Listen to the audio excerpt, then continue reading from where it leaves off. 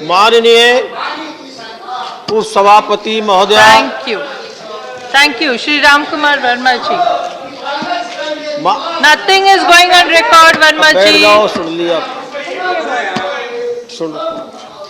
माननीय उपसभापति महोदय, आपने मुझे केंद्र सरकार और वित्त मंत्री महोदया ने जो बजट 2022-23 का प्रस्तुत किया, उसके समर्थन में मैं खड़ा हूं। उसके बोलने के लिए अवसर दिया, उसके लिए धन्यवाद।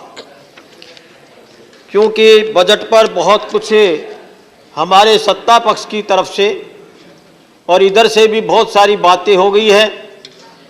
मैं निवेदन करना चाहूँगा संक्षिप्त में, जो ये बजट 2022 और 23 और मैं ये कहूँ कि बजट 2014 के बाद में जो भी बजट आया, उसका उद्देश्य और प्रधानमंत्री नरेंद्र मोदी जी का ये संकल्प और प्रतिबद्धता कि देश के माइक्रो लेवल से आर्थिक विकास हो, मैक्रो लेवल पर जाए और देश समृद्ध बने, अपनी परंपरागत जो अर्थव्यवस्था है उसको संचालित करे, लेकिन आधुनिकता के साथ में वैज्ञानिक तरीके से उनका यूज करते हुए हमारा एक न्यू इंडिया, नव भारत और श्रेष्ठ भारत बनाने का जो संकल्प है, उसको आज इस बजट के माध्यम से प्रतिबिंबित किया गया है।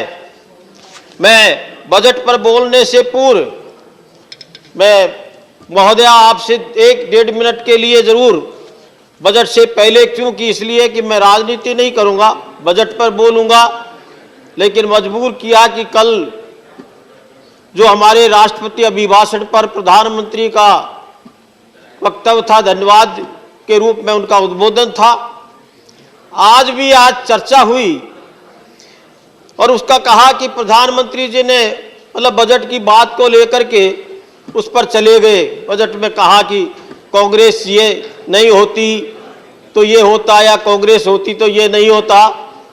लेकिन मैं दो ही बात कहना चाहूंगा। मैंने बहुत ध्यानपूर्वक, इधर हमारे विपक्ष में बहुत विद्वान साथी है, राजनीति का अनुभव है। कितना मिनट दिया मेरे को मैडम?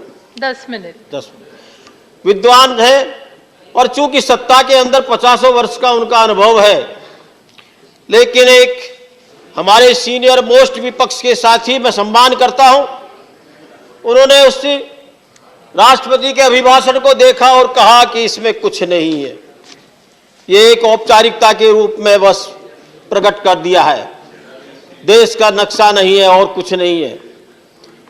अगर मैं उनसे यही कहना चाहूंगा बड़े अनुरोध से, उसके 74 पॉइंट को अगर वो सरसरी निगाह से भी देखें और राष्ट्रपति के अभिभाषण में वो कोई भी बात एक असत्य ये साबित कर दे कि ये चीज गलत है, तो मैं सोचता हूं कि उनको ये कहना ठीक रहेगा। लेकिन इतना ही नहीं, हमारे एक वरिष्ठ उसी पार्टी के जो वरिष्ठ नेता ने तो इतना कह दिया कि राष्ट्रपति जी पर क्वेश्चन लगा दिया। ये अभिभाषण क्या है? ये राष्ट्रपति जी का सिर्फ उनको पेश करना था।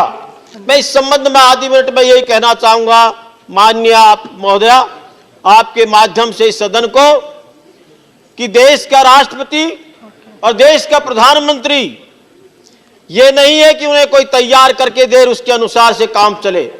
ये परंपरा उनकी रही होगी और रही भी है, उसके रिजल्ट उनको भुगतने पड़ रहे हैं। लेकिन राष्ट्रपति जी उस गरीब परिवार से लेकर के दक्षता के साथ, प्रतिभा के साथ में और अपनी क्षमता के आधार पर इस देश के राष्ट्रपति बने हैं। प्रधानमंत्री भी गरीबी के वातावरण को देखते हुए, पूरे देश की स्थिति क्या है उसको देखते हुए आज वो प्रधानमंत्री के रूप में है। तो मैं कह सकता हूं कि इनको संदेह नहीं होना चाहिए कि जो भी राष्ट्रपति का अभिभाषण और जो भी वित्त मंत्री महोदय के द्वारा जो बजट प्रस्तुत किया गया है उसको गंभीरता से ले। ये देश के आने वाले भविष्य के लिए बहुत अच्छा बजट है, मैं इसका अभिनंदन करता हूं। और मैं कहूं कि जो बजट प्रस्तुत किया है, मेरे सम्मानीय सांसदों साथियों ने बोला है, उनके लिए कहा कि महामारी नहीं थी। प्रधानमंत्री जी ने कहा कि 100 वर्ष के बाद में इतनी बड़ी महामारी आई हो, महामारी में अंदर देश एक होता है, और जब देश एक होता है तो निश्चित है कि लड़ाई चाहे वो महामारी की हो, चाहे कि विदेशी आक्रामक व्यक्ति की हो, उसे मुकाबला के लिए एकजुट होता है। प्रधानमंत्री जी ने महामारी आने के बाद में आह्वान किया देश को। मैं कहना चाहता हूं कितना बड़ा विश्वास था। आह्वान किया, जनता में कर्फ्यू घोषित किया गया बिना लॉ एंड ऑर्डर के, और जनता ने विश्वास प्रकट किया। लेकिन मेरे विपक्ष के लोगों को एक नाटक लगा, लॉकडाउन को और अन्य बातों को लेकर के चला, लेकिन उस महामारी के अंदर इस देश की जान को भी बचाया और जहान को भी बचाया।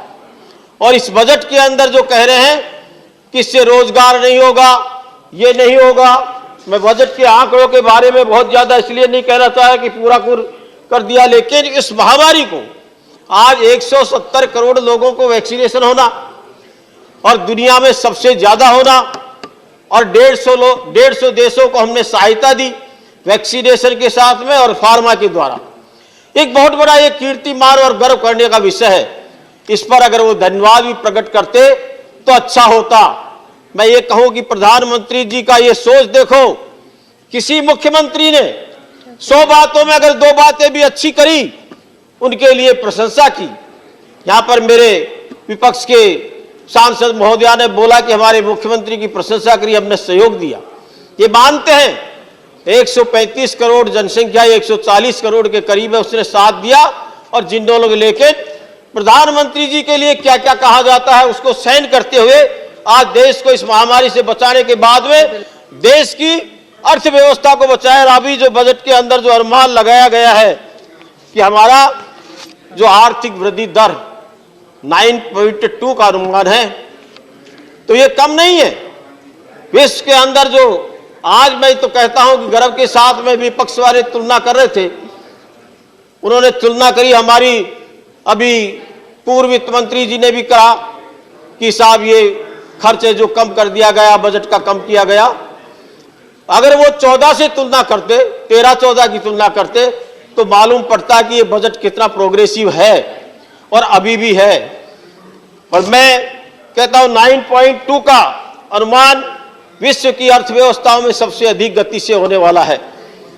आज 14 क्षेत्र की कहते हैं कि साहब 60 लाख रोजगार देंगे। 60 लाख रोजगार पर्टिकुलर एक स्कीम के तहत PLI प्रोडक्शन इंसेंटिव के लिए जो हमने स्कीम जो लागू की गई है, लिंक्ड स्कीम जो लागू की है, इंसेंटिव दिया जाएगा। और 14 सेक्टर को उसके अंदर हमने सेलेक्ट किए हैं, और ऐसे सेक्टर हैं जो जॉब भी क्रिएट करेंगे, टेक्नोलॉजी में उसमें इंक्लूजन होगा, और हमारा कैपिटल का भी हिस्सा होगा। और उसके द्वारा जॉब तो मिलेगा ही मिलेगा, लेकिन इंपोर्ट के लिए भी हमारे लिए बढ़ोतरी, एक्सपोर्ट के लिए भी बढ़ोतरी होगी। तो हमारा बैलेंस ऑफ पेमेंट मैं कह सकता हूं कि 92 के आसपास जो स्थिति देश की हुई, सारे विद्वान लोग थे, इतनी बड़ी महामारी तो नहीं थी, लेकिन 1 बिलियन का रहना, बैलेंस ऑफ पेमेंट की क्या हालत कि 1 सप्ताह का भी भुगतान नहीं होना, गोल्ड भी हमको रखना पड़ा, वो स्थिति नहीं होगी। और ये बहुत सॉलिड तरीके से इस तरह का चलेगा। PLI स्कीम से इतना ही नहीं, 60 लाख लोगों को रोजगार का अनुमान है, लेकिन एडिशनल 30 लाख रोजगार भी मिलेगा। अभी कहते हैं कि साहब रोजगार का तो कुछ हिसाब किताब ही नहीं हुआ, उनको 2 करोड़ की बात आएगी। एक उनका चुनावी नारा है। तो माननीय महोदया, मैं कहता हूं चुनावी नारा, उन्होंने ये कहा कि मैं कहता हूं इधर की पाठशाला ऐसी हो गई है, जिस पार्टी का इतिहास इतना अच्छा था, आजादी की लड़ाई का श्रेय सब वो लेते हैं, लेने दो, उसमें हम सब शामिल थे, लेकिन उसकी पाठशाला में आज ये कि ऐसी झूठ को लेकर के देश में फैलाओ, लोग भ्रमित हों, और भ्रमित होकर के और भ्रमित होने के बाद में हम सत्ता में आए। प्रधानमंत्री जी ने अच्छी सलाह दी है। मैं ये स्वागत करता हूं कि इस बजट के अंदर 39.45 लाख करोड़ का जो एक्सपेंडिचर है, 13% करीब उससे बढ़ोतरी हो रही है। अगर हम 20-21 की बात करें तो अभी तो 2-3 मिनट है, 2-3 मिनट दीजिए मैडम। 2-3 नहीं, 1 मिनट है लास्ट। मैं यही कहना चाहता हूं कि इस तरह का जो हमारा फिस्कल और रेवेन्यू डेफिसिट को हमने कंट्रोल किया। महंगाई की बात करना कि वो आपकी डबल डिजिट नहीं आएगी, और गरीब कल्याण के लिए प्रधानमंत्री आवास योजना से लेकर डिजिटल के माध्यम से हमारी यूनिवर्सिटी और रिजर्व बैंक के द्वारा धन्यवाद वर्मा जी। मैडम एक मिनट अभी खत्म करता हूं। मैंने आपको पहले ही तो डिजिटल बोर्ड के माध्यम से 47 करोड़ को जो लाभ मिला, लेकिन आप एजुकेशन में मिलेगा और गरीब और ग्रामीण के लिए मिलेगा, और फाइबर नेटवर्क के द्वारा उनको ये एक चैनल एक क्लास कक्षा के आधार पर 200 जो चैनल होंगे उसका भी लाभ मिलेगा, और गरीब को रोजगार मिलेगा, और वो समृद्धिशाली हो रहा है और रहेगा। आप कम से कम झूठ बोलना बंद करें, धन्यवाद वर्मा जी। अपना मंथन शुरू करें। धन्यवाद।